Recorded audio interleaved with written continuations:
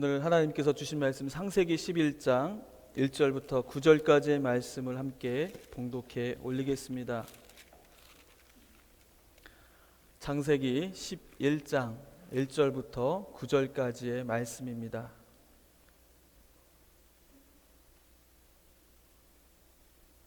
함께 봉독하겠습니다. 온 땅의 언어가 하나요 말이 하나였더라.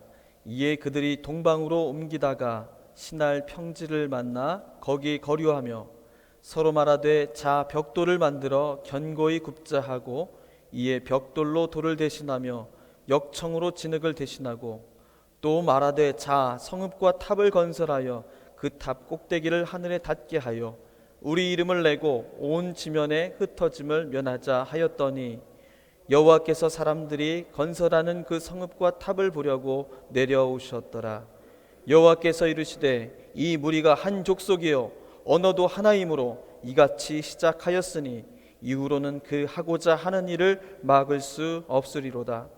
자 우리가 내려가서 거기서 그들의 언어를 혼잡하게 하여 그들이 서로 알아듣지 못하게 하자 하시고 여호와께서 거기서 그들을 온 지면에 흩으셨으므로 그들이 그 도시를 건설하기를 그쳤더라. 그러므로 그 이름을 바벨이라 하니 이는 여호와께서 거기서 온 땅의 언어를 혼잡하게 하셨음이라. 여호와께서 거기서 그들을 온 지면에 흩으셨더라. 아멘. 하나님의 말씀입니다. 앞뒤 좌우로 한번 인사 나누시면 좋겠습니다. 한 주간 평안하셨습니까? 한번 인사 나누십시오.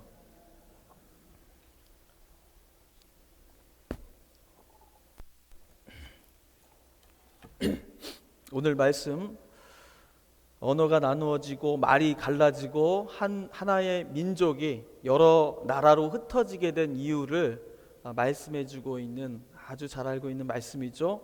유명한 바벨탑 사건입니다. 오늘 읽은 11장 1절에 기록된 것처럼 처음에는 어떤 세상이었습니까? 온 땅의 언어가 하나였고 말이 하나였다고 그렇게 말하죠. 세상 모든 사람들이 다 한 가지 말을 사용했으니까 사람들이 얼마나 편안했겠습니까? 우리 교회 한 집사님 말씀인데요. 누군지 다 아실 거예요. 미국에 54년에 오셨죠. 오셔서 지금까지 사신 한 우리 집사님이 계시는데 영어 참 잘하세요. 얼마나 잘하시겠습니까? 그런데 아직도 영어가 불편하시대요. 그렇게 오랫동안 영어를 쓰시면서 사용하셨는데도 그러다가 오랜만에 한국 가시면은 그렇게 편하시다고 하셨죠. 예, 그런 스트레스가 쫙 풀리면서 그렇게 마음의 고향 같은 그런 생각이 들지 않을 수 없다고 그렇게 하시는 말씀을 제가 인상 깊게 들은 적이 있습니다. 만약 그 바벨탑 사건이 우리에게 없었더라면 오늘날 우리 사는 것이 얼마나 편리했겠습니까? 세상 어딜 가도 다 말이 통하는 세상이죠. 그야말로 지구촌 한 가족이 되는 그런 세상이 될 것입니다. 그런데 안타깝게도 노아의 자손들이 세운 그 바벨탑으로 인해서 언어가 갈라지고 말이 갈라지고 나라로 흩어지게 되었다는 것이 바로 오늘 성경 말씀의 결론입니다. 인류가 흩어지고 말과 언어가 나뉘어지게 된 그 죄의 시작, 그것은 과연 무엇일까? 오늘 이걸 한번 생각해 보려고 하는 것이에요. 홍수의 심판으로 이제 막 하나님이 세상을 새롭게 하시지 않았습니까? 다시는 이제 물로 심판하지 않으리라. 이제 내가 새롭게 이 더러운 세상, 죄로 가득 찬 세상을 새롭게 내가 창조하겠노라. 이렇게 하나님께서 말씀하시고 홍수의 심판을 노아의 가족을 통하여 일으키시고 새로운 세상을 만드시지 않으셨습니까? 그런데 또다시 인간이 죄를 짓고 또다시 바벨탑을 쌓는 이러한 중범죄를 인류가 또다시 짓게 된 그 이유는 무엇인가? 오늘 그 말씀을 한번 찾아보고자 하는 것입니다. 2절 말씀에 이런 말씀이 나와 있어요. 이에 그들이 동방으로 옮기다가, 이런 말씀이 나와 있죠. 바벨탑을 쌓은 사람들은 어느 쪽으로 이동하는 사람들에 의해서 만들어졌다는 것입니까? 동쪽으로 이동하는 사람들에 의해서 만들어졌다는 것을 말하고 있습니다. 그런데 왜 성경은 그들이 동쪽으로 갔다고 말하는 것일까? 우리는 여기서 잠깐 의문을 가져보는 것입니다. 왜 그들은 동쪽으로 갔을까? 그래서 오늘 말씀 제목이 죄인이 동쪽으로 간 까닭이라고 지었어요. 80년도 후반쯤에 나왔던 영화 제목이 하나 생각나지 않으십니까? 예? 달마가 동쪽으로 간 까닭은, 이런 제목이 있죠.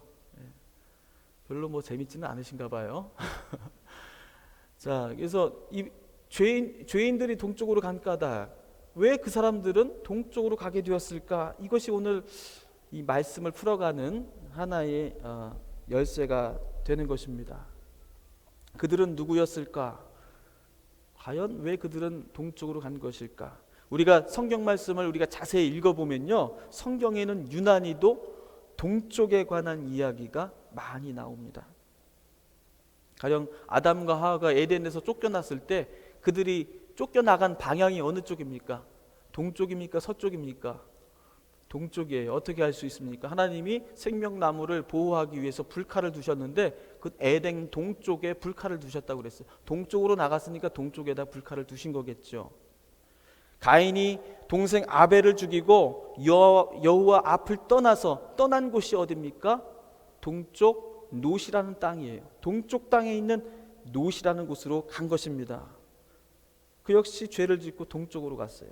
또 아브라함과 롯이 땅을 나누어 갈라질 때에 롯이 선택한 땅이 어디입니까? 동쪽에 있는 땅이었어요. 동쪽에 뭐가 있었습니까? 거기는 뭐가 있길래 롯은 그쪽으로 한 것입니까? 소돔과 고모라가 있는 땅이었어요. 불의 심판을 받은 도시가 바로 소돔과 고모라 아니겠습니까? 바로 동쪽으로 간 롯이 있는 그곳이 죄인들이 살고 있었던 그러한 땅이었다라는 것입니다. 신약 성경에도 동쪽에 관한 이야기가 많이 나와 있습니다.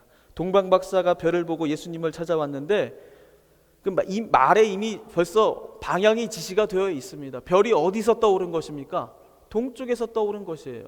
그래서 그 별이 예수님이 계신 곳으로 그 박사들을 인도해 주신 것입니다. 동쪽에 떠올라서 서쪽으로 이동한 것 아니겠어요?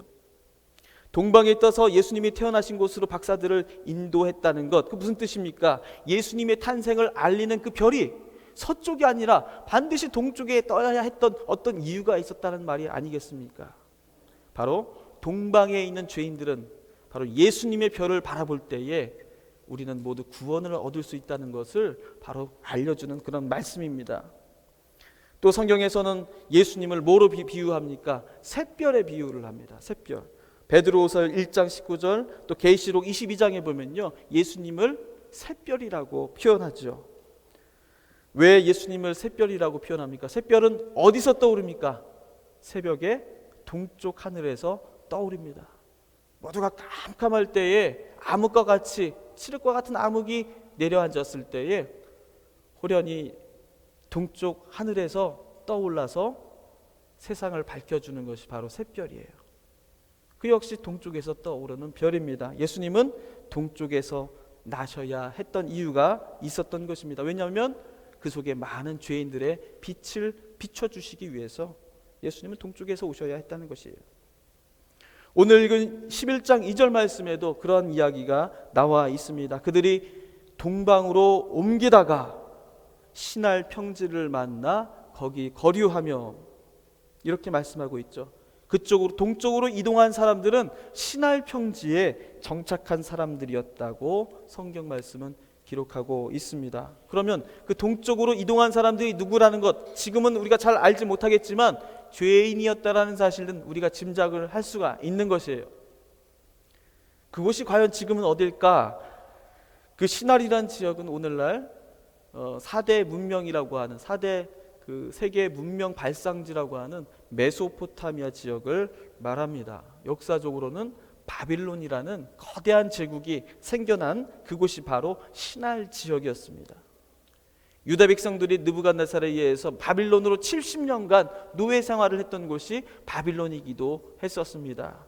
사람들이 그쪽으로 갔다는 것이에요. 바빌론이 있는 그 지역으로 다 같이 누구라 할 거 없이 죄 지은 사람들은 다 동쪽으로 몰려들었다는 것이에요. 동쪽으로 간 사람들의 이야기, 성경에 있는 많은 이야기들을 종합해 보면 바로 공통점이 바로 이것입니다. 성경은 한결같이 동쪽으로 간 사람들이 하나님 앞에서 죄를 지은 사람들이었다고 말하고 있는 것입니다. 죄인들은 모두가 하나같이 동쪽으로 갔다. 그러면요, 동쪽으로 옮겨온 이들, 그 사람들은 애초에 온전한 사람들이 아니었다라는 것을 말합니다. 바벨탑을 동쪽으로 옮겨서 바벨탑을 쌓았기 때문에 그들이 죄인이 된 것이 아니라, 죄인이었던 그들은 필연적으로 바벨탑을 쌓을 수밖에 없었던, 하나님 앞에서 죄를 지을 수밖에 없었던 사람들이었다는 것을 오늘 말씀을 통해서 알려주고 계시는 것입니다. 그러면 그 죄인들은 누구를 가리키는 말인가? 이걸 우리가 한번 찾아봐야겠어요. 동쪽의 신할에 정착한 죄인들은 누구인지 그 단서가 창세기 10장 6절에 나와 있습니다. 10장 6절에 보시면요, 함의 아들은 구스와 미스라임과 붓과 가나안이요, 이렇게 기록하고 있지요. 그리고 이어서 8절에 이렇게 기록합니다. 구스와 또 니므롯을 낳았으니 그는 세상의 첫 용사라, 이렇게 기록하고 있어요. 여기가 단서에 있습니다. 여기서 용사라는 것은요, 용감한 병사를 얘기하는 것이 아닙니다. 누굴 얘기하는 겁니까? 포악하고 아주 전쟁하기를 좋아하고 싸움하기를 늘 즐겨하는 사람들, 그 호전적인 사람들을, 그 호전적인 족속들을 가리키는 것이 용감한 병사라고 지칭하는 이름입니다. 창세기 6장 4절에 이런 말이 있는 거 기억하실 거예요.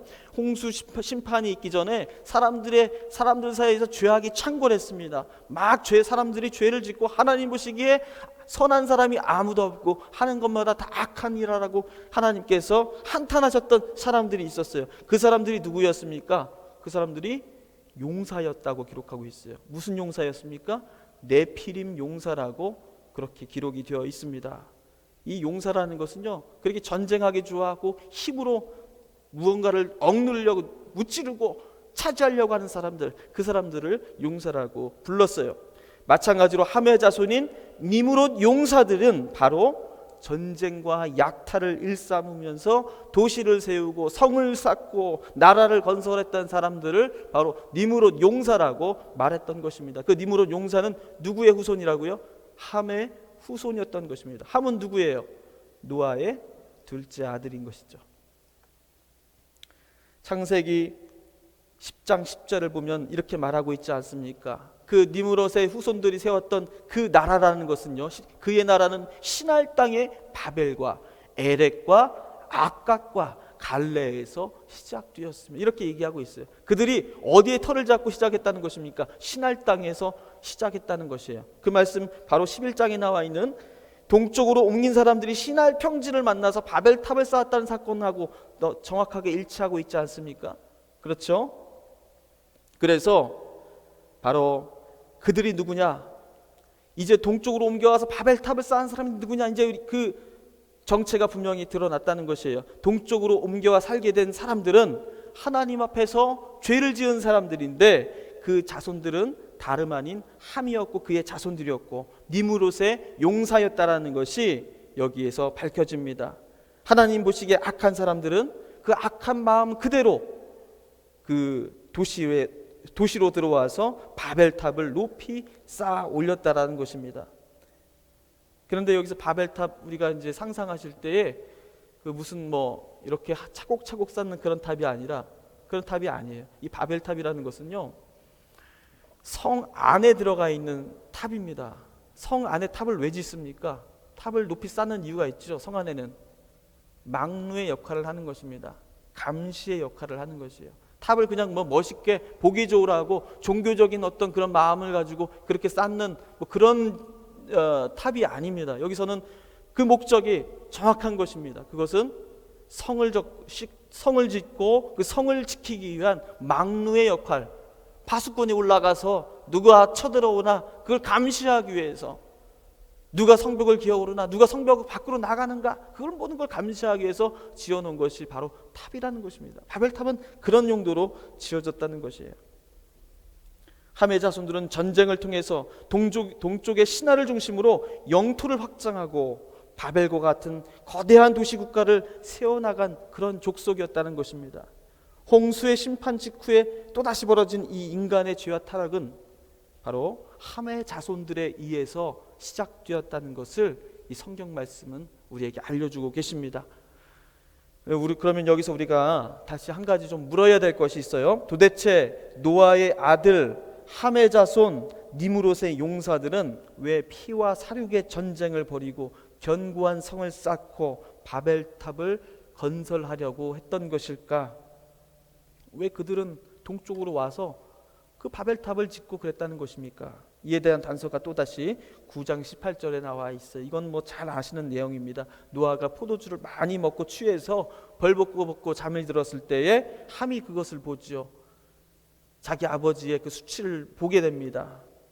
그런데 함이 어떻게 했습니까? 아버지를 그냥 놓아두고 나와버렸어요. 그리고서 어떻게 했어요? 형제들에게 아버지가 옷 벗고 있다는 사실을 알려버렸습니다. 그냥 알렸겠습니까? 아버지가 주사를 부리고 있다. 아버지가 진짜 나이에 걸맞지 않게 주책을 부리고 있다. 뭐 이런 험담들을 늘어놓았겠죠. 이 사실을 나중에 노아 아버지가 알게 됩니다. 근데 그저 이전에 다른 셈과 야벳은 어땠어요? 들어갔을 때 얼굴을 돌리고 아버지의 모습을 보지 않기 위해서 얼굴을 돌리고 들어가서 이불을 덮어주고 아버지의 모든 그 흠과 허물들을 다 덮어주고 그대로 그렇게 나오지 않았습니까?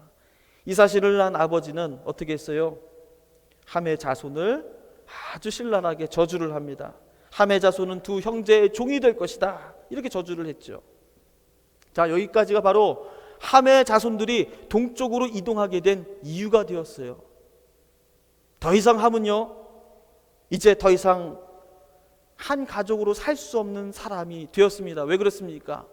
사랑하는 가족의 허물과 잘못을 감춰주고 덮어주고 그러지 못하고 그 모든 것을 다 드러내는 그런 잘못 때문이었습니다. 우리는 사실 그것이 저주받아야 할 그런 잘못이었을까 이렇게 생각할 수 있지만 성경은요, 홍수 심판 이후에 새롭게 시작될 하나님의 세상에서 가장 먼저 벌어진 이 사건을 그냥 지나치지 않고 주목하고 있는 것입니다. 하나님의 새로운 창조를 거역하고 방해하는 사람의 죄악 중에 하나가 바로 다른 사람의 잘못을 들춰내는 일이라고 성경은 말씀하고 있는 것입니다.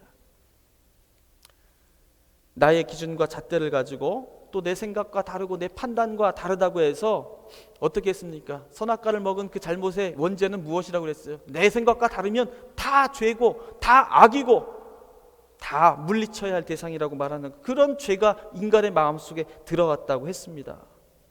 나를 제외한 모든 것은 다 악이라고 얘기하는 것이에요. 가차없이 가혹한 비난의 화살을 마구 쏘아대는 것입니다. 그런 인간의 심성, 하나님의 홍수의 심판에 쓸려 내려갔습니까? 쓸려 내려가지 않았습니까? 쓸려 내려가지 않았다는 것이에요. 그것이 여전히 죄의 씨앗으로 사람들 마음에 남겨지게 되었다는 것입니다. 그것이 또 다른 죄의 시작이 되었다고 바로 노아의 아들들의 이야기를 통해서 우리에게 알려주고 있는 것입니다. 홍수의 심판에도 씻겨지지 않는 그 인간의 그 깊은 죄 때문에 이를 두고서 성경은 원죄라고 말하는 것입니다. 여러분, 물론 노아도 잘한 것은 없어요. 아버지로서 품위를 지켜야 했고 또 그렇게 포도주를 많이 마시면 되는 일이 아니었던 거죠. 그런데 포도주가 입으로 들어가는 것이 죄가 아니었다는 것입니다. 허물을 본 함의 입에서 나오는 말이 바로 죄의 시작이 되었다는 것입니다. 죄는 입으로 들어가는 것이 짓는 것이 아니라 입에서 나오는 것이 짓는 것이라고 예수님도 말씀하지 않으셨습니까? 노아 같은 허물이 없는 사람 세상에 아무도 없습니다. 사도 바울도 심지어 자신에게 가시와 같은 허물이 있다고 그렇게 고백하지 않았습니까? 여러분, 사람에게 허물이 있는 것이 문제가 아닙니다. 허물이 있다는 것은 오히려 하나님 앞에서 납작 엎드려야 할 그런 사람이라는 것을 인정하게 되는 중요한 동기가 됩니다. 진짜 문제는 허물을 판단하는 사람의 입술에 있는 것입니다. 입속으로 들어가는 것이 죄를 짓는 것이 아니라 입에서 나오는 것이 사람을 죄짓게 만든다는 것입니다. 여러분, 이것이 창세기에서 두 번째 나온 첫 번째 하나님의 심판 이후에 벌어진 죄의 본질이었습니다. 여러분, 왜 판단하고 정죄하는 것, 비방하는 것이 왜 하나님 보시기에 악한 것입니까? 사람들 살다 보면 싸울 수도 있는 거 아니에요? 그런데 절대 그렇지 않습니다. 판단과 정죄 안에는 자신이 스스로 하나님 앞에 의로운 사람이라는 교만이 거기에 숨겨져 있기 때문입니다. 하나님 앞에서 의롭다고 주장하지 않는다 할지라도 적어도 내가 저 사람보단 낫지, 이런 교만이 사람 마음에 있다는 것이에요.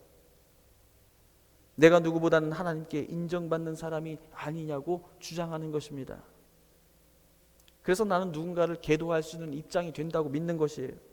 이런 것을 두고서 예수님께서는 마태복음 15장 14절에서 맹인이 맹인을 인도하는 자로다. 만일 맹인이 맹인을 인도하면 둘 다 구덩이에 빠지리라, 이렇게 말씀하셨습니다. 하나님 앞에서 의롭다고 생각했던 바리새인들, 다른 사람들보다 자기 자신들이 적어도 의로운 자리에 있다고 믿었던 바리새인들은 남의 허물을 비방하고 판단하는 것이 몸에 밴 사람들이었어요. 뭐가 틀렸고 잘못됐고 문제라는 것을 들춰내는 것이 정의라고 믿었습니다.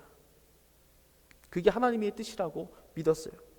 그러나 예수님은 오히려 그들이 맹인이고 그들이 불구덩이에 들어갈 자들이라고 예수님께서는 가혹하게 말씀하신 것입니다. 왜 이것이 중재가 되는 것입니까? 왜 이것이 노아의 홍수의 심판 이후에 또 다른 죄의 씨앗이 되는 것입니까?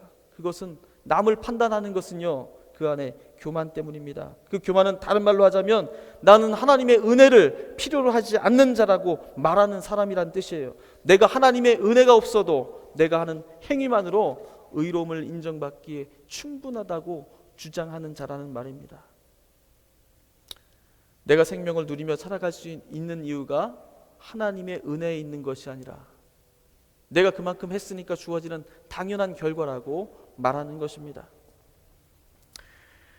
그렇게 주장하는 사람들이 하는 행동에는 두 가지 중요한 특징이 있다고 오늘 성경 말씀에서 이야기해 주고 계십니다. 오늘 성경은 바로 교만의 죄가 낳는 사람의 마지막 길은 다름 아닌 자기의 이름을 내는 것과 뭉치는 것이라고 말씀하고 계십니다. 다 같이 우리 11장 4절을 한번 읽어보도록 하겠습니다. 함께 읽어볼게요.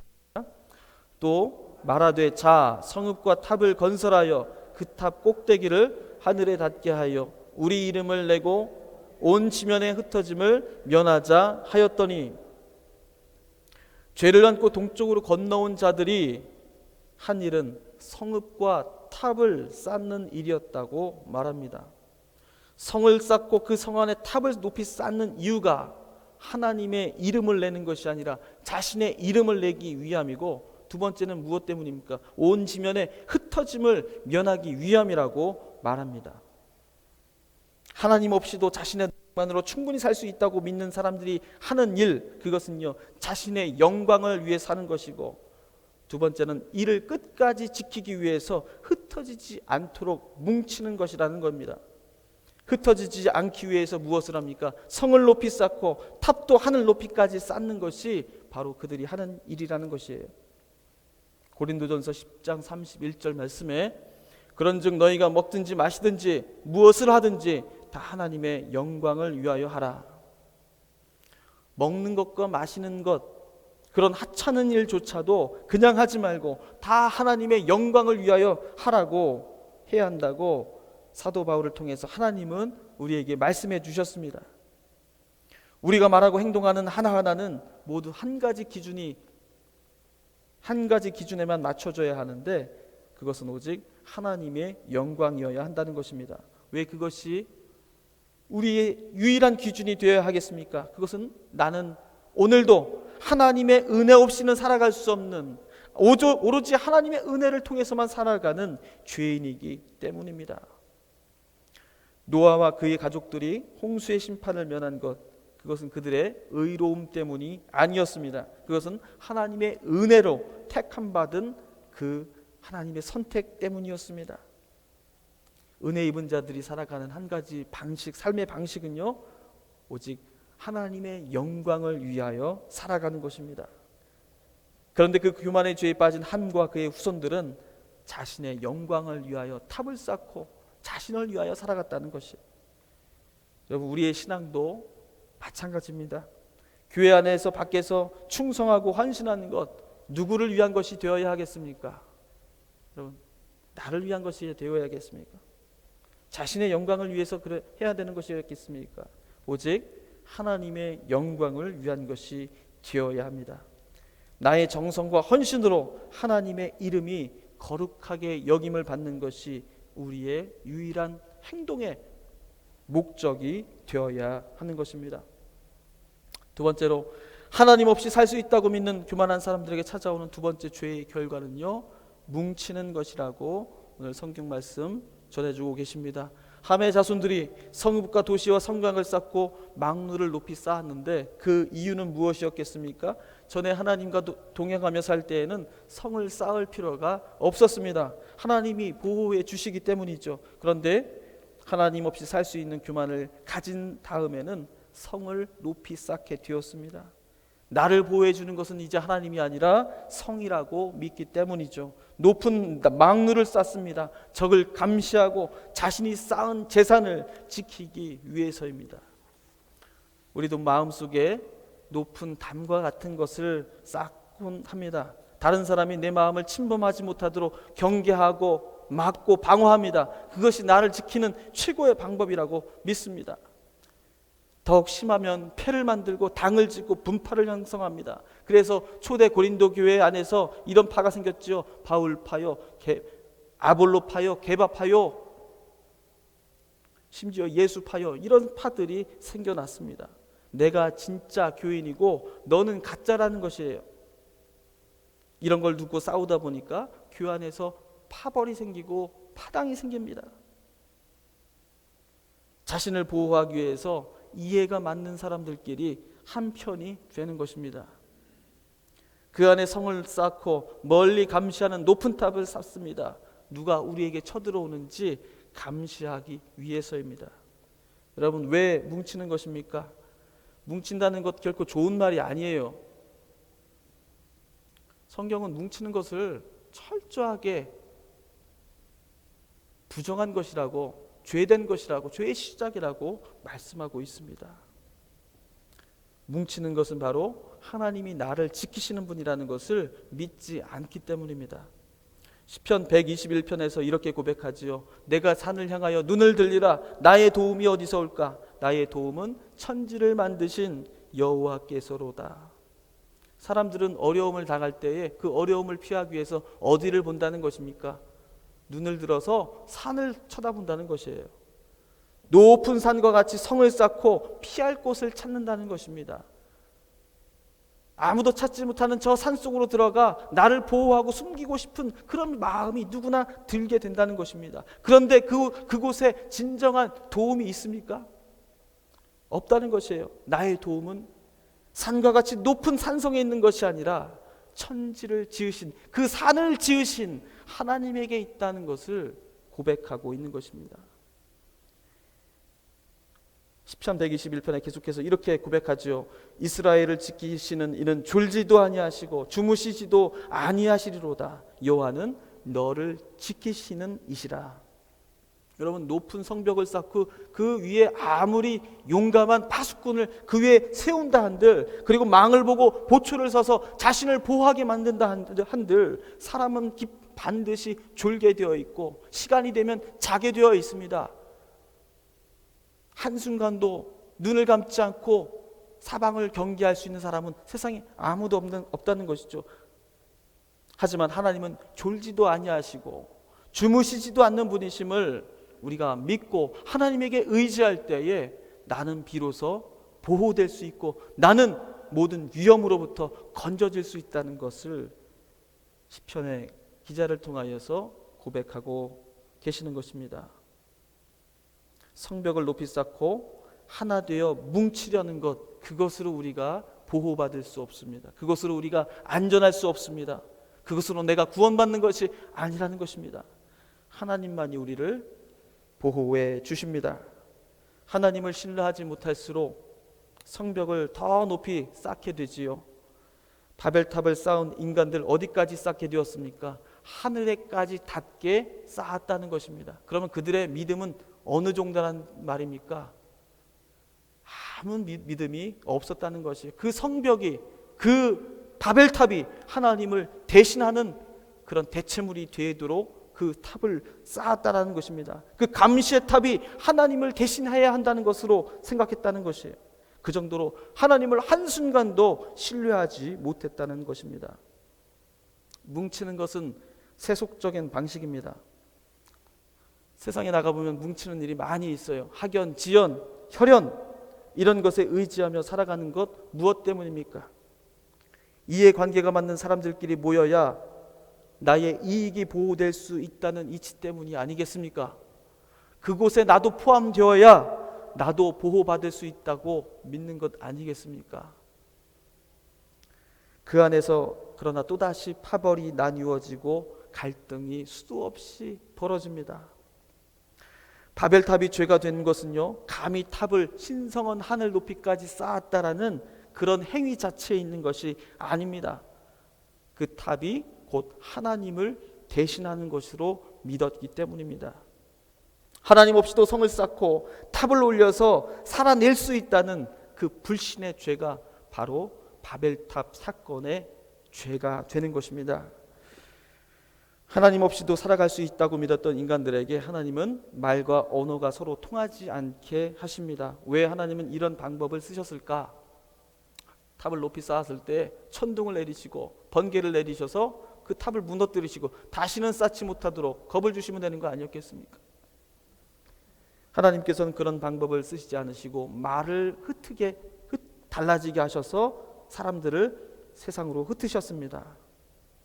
우리가 보호받고 안전해지는 것은요, 사람의 소통을 통해서 이루어진다고 믿고 있어요. 그것이 우리가 살아가는 삶의 방식이라는 것입니다. 그래서 파를 만들고 그룹을 형성짓고 이해관계가 맞는 사람들끼리 어떤 모임들을 만들어가는 이유가 그런 데 있는 것입니다. 그런데 사람과의 소통을 통해서 우리가 과연 안전해질 수 있을까? 결코 그렇지 않다. 하나님과의 소통을 회복하는 것으로만 우리가 비로소 안전해질 수 있고 보호받을 수 있다는 사실을 하나님 깨닫게 하려 하심이었던 것입니다. 사람과 소통하고 사람과 뭉치는 결과는 결국 어떤 결과로 이어집니까? 하나님을 외면하는 결과로 이어집니다. 성도는 사람과 소통하는 것보다 하나님과 소통하는 것을 의지해야 한다는 것을 바로 언어를 흩으시는 것을 통하여 우리에게 알려주시고자 하셨습니다.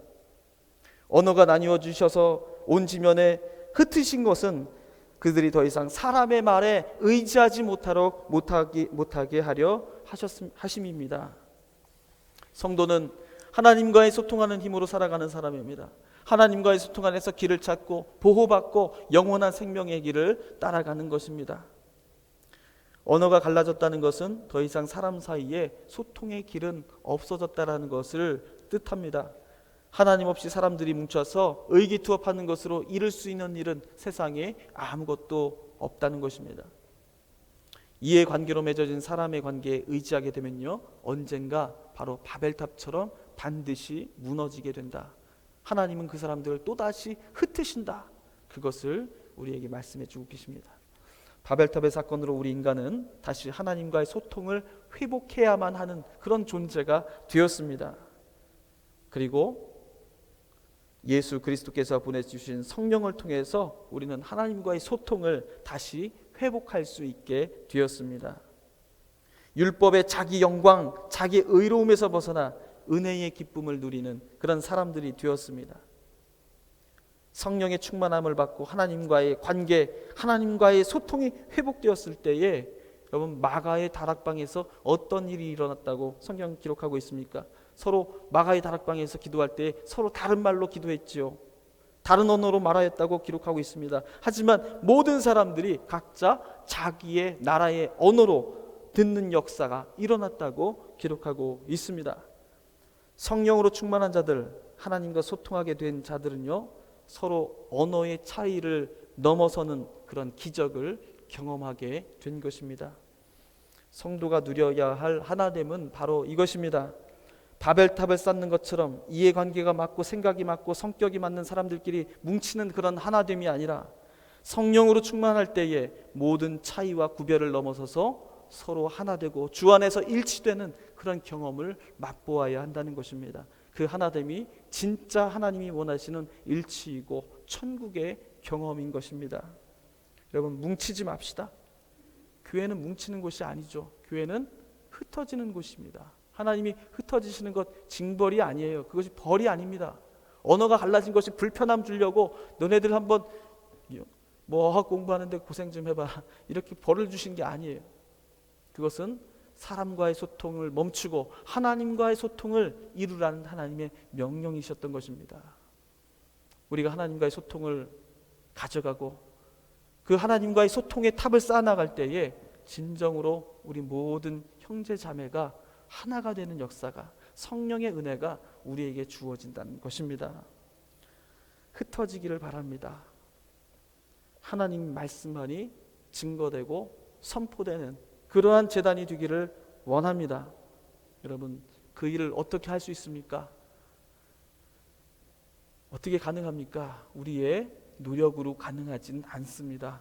우리가 그러지 못하는 현실을 두고서 우리가 탓할 필요는 없습니다. 우리는 그만큼 죄인이니까요. 근데 그 모든 죄의 한계를 넘어설 수 있도록 해주시는 것 바로 성령님의 도우심입니다. 그 많은 제자들 그 안에서도, 예수님의 제자들 안에서도 소통이 이루어지지 않았어요. 내가 높은 자리에 올라가겠다, 너는 둘째 자리로 가라. 저마다 예수님께서 왕이 되시면 차지할 자리에 욕심이 멀어서 싸우지 않았습니까? 그 욕심에 찬 마음으로 소통이 되지 않았을 때, 예수님과 소통되지 않고 제자들 안에서도 소통되지 않았을 때에 뿔뿔이 흩어졌습니다. 뿔뿔이 나누어졌습니다. 언어가 일치되지 않았을 때에 하나님께서 그들을 흩으신 것이지요. 흩어졌을 때 다시금 모이게 되는 역사가 일어나는 것입니다. 우리는 그 흩어짐의 역사를 귀중한 믿음의 자산으로, 경험으로 받아들여야 하는 것이죠. 거기에 멈추는 것이 아니라 성령께서 우리를 하나 되게 하시고 우리 마음에 하나님을 바라볼 수 있는 그 마음을 주셔서 우리가 그 한 마음을 얻게 되었을 때에 우리는 주 안에서 하나가 되는 귀한 역사가 일어나는 것입니다. 우리가 이 일로 전념하고 기도하기를 바랍니다. 우리 안에 모든 차이가 사라지고 하나 되게 하시는 성령님의 은혜가 우리가 살아가는 이 성령 강림 주일 이 시간 안에서 우리 모두에게 충만히 또 강력한 힘의 역사로 우리 각자 모든 성도님들에게 일어나시기를 주의 이름으로 간절히 축원합니다. 기도하겠습니다.